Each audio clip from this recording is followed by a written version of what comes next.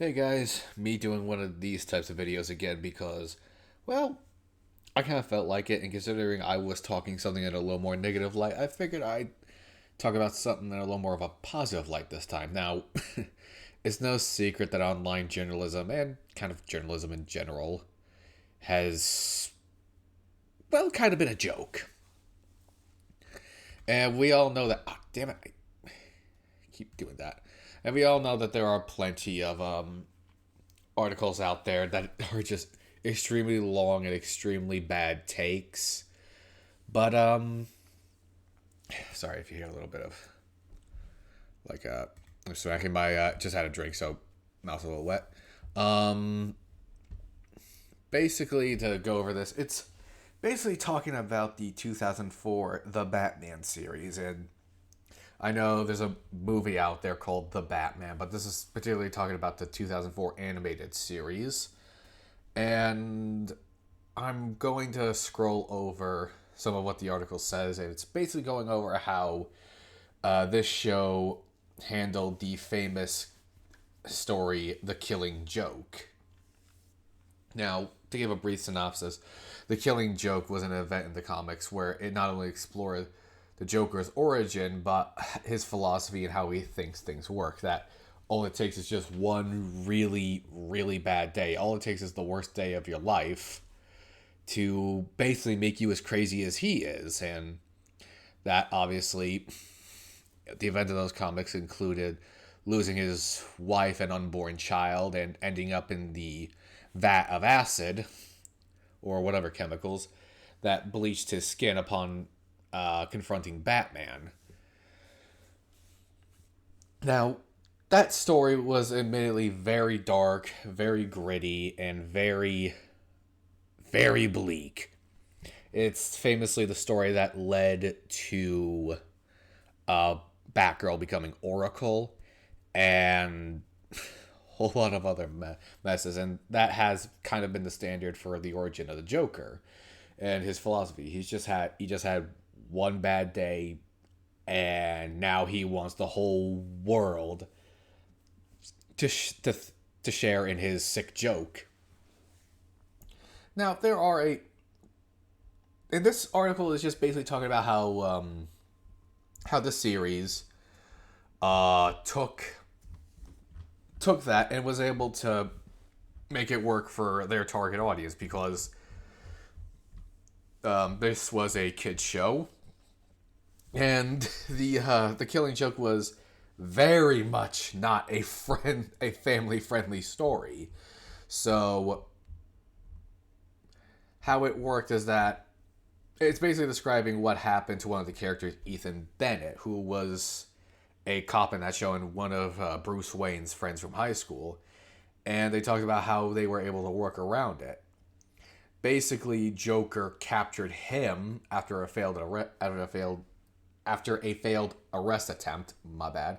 Um, and proceeded to try to prove a point because also when this was going on, the police chief in the show, Angel Rojas, saw the Batman as far more of a threat than Joker, and Joker decided that, well, maybe I can change his mind, and so he captured Ethan Bennett, subjected him through psychological torment, and during the event, he was exposed to the new chemical Joker was using, known as Joker Putty, which basically turned everything into like a clay-like material.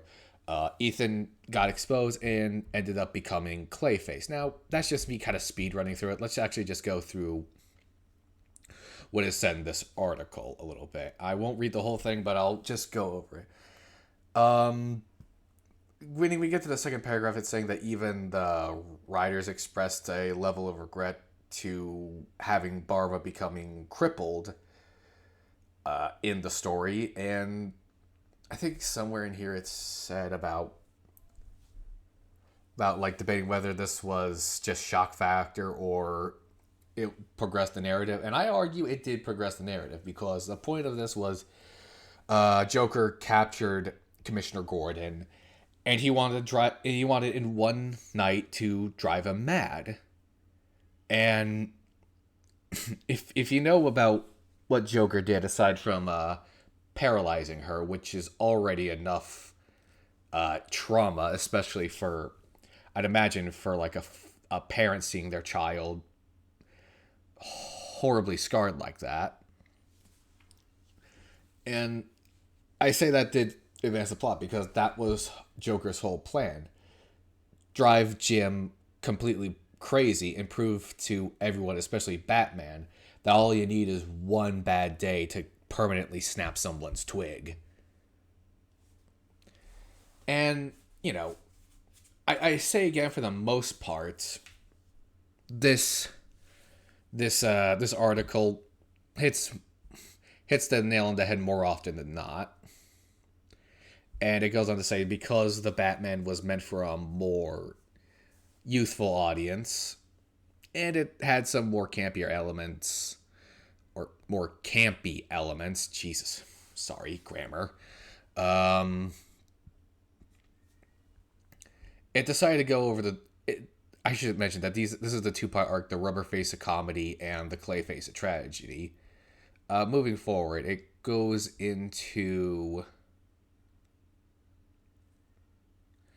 the situation with Rojas.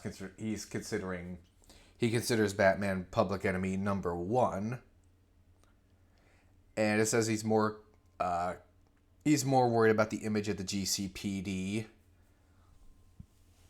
and reputation rather than than sorry than actually like doing what he's supposed to do. And obviously this is set in like the very early time of Batman's career, so he's still trying to build some form of trust with the cops. And actually throughout the series, Ethan was the one to advocate for working with Batman. It also goes on to say that Joker was insulted that, Rojas considers Batman a bigger threat, and he basically decided to capture Ethan and proceed to make a statement, to prove a point, if you will. It says that Ethan is serving the role of both Barbara and Jim, both the Gordons in this case, because he's subjected through Ethan is subjected through psychological trauma. Not as extreme because, again, kids show, but he's basically Joker basically starting to starting to mold, basically turn Ethan's brain into putty before his body eventually becomes putty. And he's exploiting his frustration with Rojas. And also details how when both Batman arrives and Ethan's partner Ellen Yin, another character in the show, Joker is holding what's left of his Joker putty towards Ethan at gunpoint and threatens that nobody really knows what this stuff does to humans. So Yin puts down her gun to try to get him to relax, but he's planning on shooting him with the stuff anyway. And it actually goes on to say that like part of it was Batman's fault for his like impulsive heroics. And again, that's another point I'm going to try to argue on here, because Joker was basically gonna blast him with a full dose anyway. Bats literally just reacted by throwing a batarang and knocking the sprayer out of Joker's hand. But unfortunately, he still breathed in the dangerous chemicals. I'm just making sure I'm still recording. Yeah, I'm still good.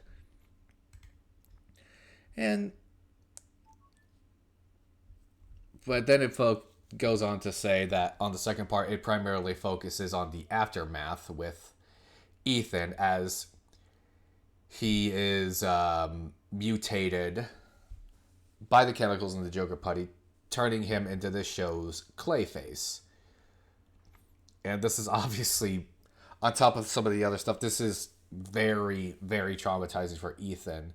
He's trying to scream for help, and he can't because, like, his voice is, like, very much distorted and muffled because of because of his clay body, and eventually he runs into two other cops, and it's trying to say like the cops just unnecessarily started attacking him, which, I mean, given the situation, it started out as just Ethan trying to get help, and because he doesn't completely grasp his new abilities, he accidentally slams the cops into their squad car, and they basically just have to call in for backup because, I mean, when you think about it, it was really just kind of a crap situation for Ethan in general, as well as the police, because they can't understand Ethan. They're just going on what they're seeing, which is just a giant muck monster going around Gotham, which, I mean, and I also give them a little bit of slack because given like some of the other criminals they've had to face before seeing him, I can understand if they like are freaked out. And again, like, but still, for Ethan, this was really tough for him, and it's detailing how basically at this point, Ethan is just completely insane and he's completely snapped, and decides he wants to go after Rojas. He's because of just how much he's been down. He's been breathing down Ethan's neck, and just he feels like he's the reason he's stuck. He got into the situation he has, and as you keep going on, it detailed doesn't just focus purely on the initial crime, but the follow-on consequences, and it goes on with the Rojas's. I wouldn't say it was Rojas corruption. I wouldn't say it was corruption Rojas was facing. I think he was just being a little too hot-headed, like very much stuck in his ways. And I think in some ways he was frustrated with. He put Batman on public enemy number one because he was frustrated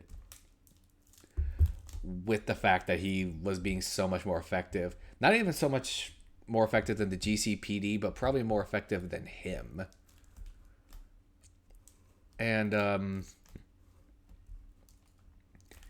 yeah, it basically goes on to say that it kept with a lot of the themes of the original Killing Joke comic of just taking one bad day. And I actually argue that this probably, in this version, they actually proved Joker more right in this than it did in the Killing Joke, because despite everything, Gordon was still stuck in his ways and still, despite everything, wanted to do things by the book as a cop and insisted it to Batman. And where in this, Joker completely snapped Ethan Bennett. And yeah, so you could argue that in this case, Joker won. He took, by every means, a good cop, gave him one very bad day, and just turned him completely insane. And it goes on to say that it's by no means trying to trash the original Killing Joke, but this is more just highlighting the very impressive writing that went into this to, to keep the same themes without going way too far for the show's target audience. And I have to say, again, for the most part, I give it I want to say a 95, maybe at lowest 90 on how well it was written. Yeah, I had my own couple of little corrections on this, but all in all, I have to say this is actually an example of an article that that in my opinion isn't just like looking for clicks, but it is somebody actually weaving their own analysis and opinion into it. very well. And I just figured I highlighted to say, hey, not every journalist out there is idiotic, or at the very least, not they don't they don't completely screw up all the time. And I just hope you guys found this interesting as much as I have. God, I keep doing that. I keep clicking over here, and it's like taking me over to like a sign up for HBO Max, which yeah, that's annoying. But let me know your thoughts on the article in the comments below. I was scrolling through it a good amount to make sure I was hitting the right notes, and you guys can read it verbatim yourself. I'll even leave a link down in the description so you can see I'm not just like putting words in the author's mouth, which I wish I could pronounce their name, but I'm not going to attempt it because I know I'm going to screw it up. And yeah, I think that's about it. So enjoy it. Just keep enjoying yourselves out there, and who knows, maybe I'll keep doing stuff like this.